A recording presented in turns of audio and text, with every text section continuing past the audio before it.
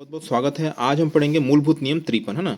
मूलभूत नियम 53 पढ़ेंगे और मूलभूत नियम 53 के अनुसार निलंबन काल में, है ना, वेतन और भत्ते कैसे दिए जाते हैं उसके संबंध में आज हम क्या करेंगे, पढ़ने की कोशिश करेंगे आप, है ना। देखिए, कोई भी शासकीय कर्मचारी अधिकारी निलंबन कब होता है? जब वह तब होगा जब वो सिविल सेवा आचरण नियमों के खिलाफ क्या करेगा, कुछ ऐसा कृत्य करेगा जो कि शासन के नियमों को क्या है, विरुद्ध है ना। और इसके अतिरिक्त यदि वह कोई कदाचार करता है या फिर शासकीय धन की हानि पहुंचाता है तो संबंधित शासकीय अधिकारी या कर्मचारी को निलंबित किया जा सकता है ना।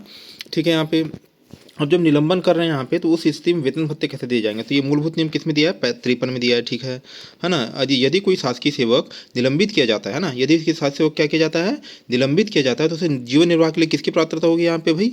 जीवन निर्वाह भत्ते की पात्रता होगी ना। उसको जीवन निर्वाह के लिए कम से कम कुछ राशि आपको वेतन में से देनी पड़ेगी, है ना। तो इस कैलकुलेशन कैसे होता है इसका कैलकुलेशन? तो कैलकुलेशन इसका ऐसे हो जाएगा, यहाँ पे सबसे पहले इसका क्या मिलेगा, यहाँ पे निर्वाह भत्ता मिलेगा ना। निर्वाह भत्ता कितना मिलेगा? 50%, है ना। ये दिख रहा है यहाँ पे रेड कलर में, 50% मूल वेतन और ग्रेड वेतन का ना। कितना? 50% मूल वेतन और ग्रेड वेतन का, प्लस तो क्या मिलेगा यहाँ पे, डीए मतलब महंगाई भत्ता, है ना। और यहाँ पे एचआरए मतलब यहाँ पे होम रेंट अलाउंस, मतलब यहाँ पे मकान किराया भत्ता भी उसको मिलते रहेगा, और सीसीए जो करता है वो मिलते रहेगा ना, मतलब जो सिटी अलाउंस जो मिलता है वो सब मिलते रहेंगे उसको ना। तो 50% मूल वेतन ग्रेड वेतन के साथ ये सब भत्ते भी उसको मिलते रहेंगे, है ना। ठीक है भाई। यहाँ पे भत्तों की गणना निलंबन के ठीक पूर्व प्राप्त वेतन के आधार पर की जाएगी, है ना। भत्तों की गणना कैसे की जाएगी यहाँ पे? निलंबन के ठीक पूर्व, जैसे आप निलंबन के ठीक पहले आपको जो वेतन मिला था उसके आधार पर वेतन भत्तों की गणना की जाएगी। उसमें फिर यहाँ पे डीए, एचआरए और सीसीए जोड़ दिया जाएगा, है ना। अब देखिए यहाँ पे 3 माह पश्चात समीक्षा, तो 3 माह पश्चात समीक्षा कैसे करेंगे? देखिए, जब भी कोई शासकीय कर्मचारी निलंबनाधीन रहता है तो उसके ऊपर क्या करती है, कार्रवाई चलती है ना, और उसको फिर बाद में अंतिम रूप से क्या किया जाता है, निलंबित किया जाता है। इस प्रोसेस में कम से कम 3 महीना यहाँ पे गवर्नमेंट लेके चलती है ना।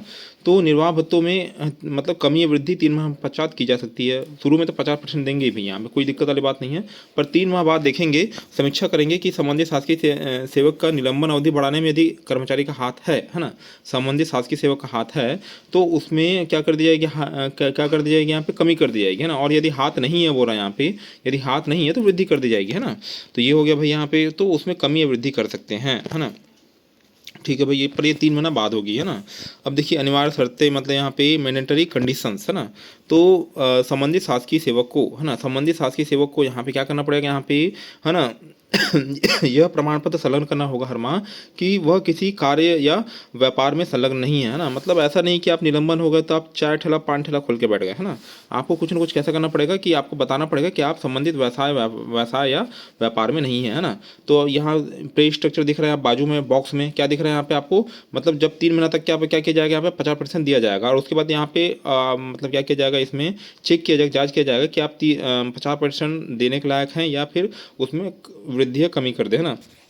तो 3 महीने बाद सर्विलेंस किया जाता है इसका। निर्वाह भत्तों की वसूलियाँ, है ना।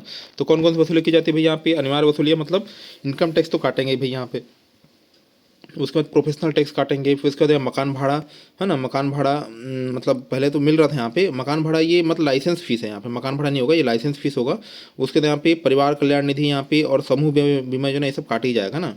और गवर्नमेंट लोन जैसे लिए हैं, पहले चलता था लोन लेते थे घर के लिए, कार के लिए, तो वो सब अगर रिकवरी उसको हो रही तो उसको भी काटा ही जाएगा, है ना।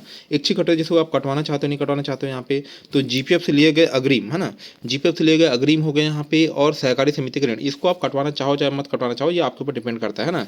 पर इसके लिए भी शासन सहमति क्या रहेगी, अनिवार्य रहेगी, है ना। जो कटौती नहीं की जा सकती हो क्या, है ना, जो कटौती नहीं की जाए, मतलब जीपीएफ कॉन्ट्रीब्यूशन, अगर आप जीपीएफ में कॉन्ट्रीब्यूशन कर रहे हो यहाँ पे, यहाँ जीआईएस है ना, जीआईएस और जीपीएफ, है ना। तो जीआईएस अलग चीज़ है, जीपीएफ क्या हो जाएगा, जीपीएफ कॉन्ट्रीब्यूशन, उसमें कटौती नहीं कर सकते यहाँ पे। लॉस रिकवरी को आप मतलब यहाँ पे कटौतियाँ नहीं की जा सकती यहाँ पे, और कोर्ट अटैचमेंट की मतलब जो कटौती है वो नहीं की जा सकती, ठीक है।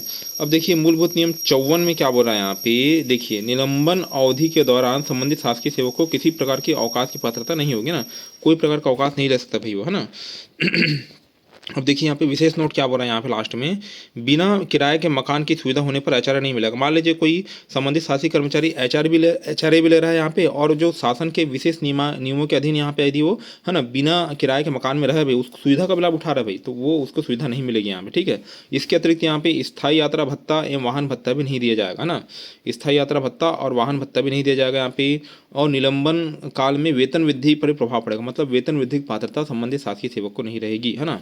तो इस टाइप से यहाँ पे 4-5 पॉइंट थे यहाँ पे, है ना।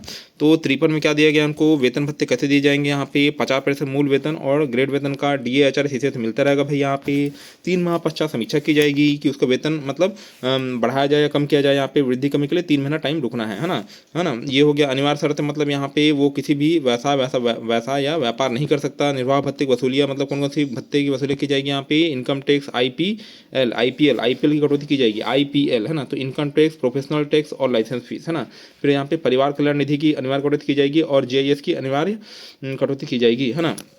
इच्छिक मतलब यहाँ पे GPF में आप अगर कुछ ऐसा कुछ कर रहे हो यहाँ पे तो इसको आपके ऊपर डिपेंड करेगा, है ना। और सहकारी समिति के ऋण यहाँ पे वो वही यहाँ पे दिया है यहाँ पे, है ना।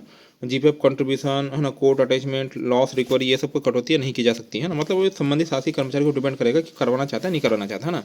अब मूलभूत नियम 54 में क्या दिया है यहाँ पे, निलंबन में मतलब सभी अवकाश क्या रद्द हो जाते हैं, कोई अवकाश नहीं ले सकते आप, है ना। और विशेष नोट क्या बोल रहे हैं यहाँ पे, मकान किराया भत्ते, यदि बिना किराए के मकान में आप रह रहे हो यहाँ पे और आपको HRA मिल रहा था तो वो अलग चीज़ है यहाँ पे, पर बिना किराए के मकान में रह रहे हो आप, है ना, तो उसमें आपको HRA की पात्रता नहीं मिलेगी ना।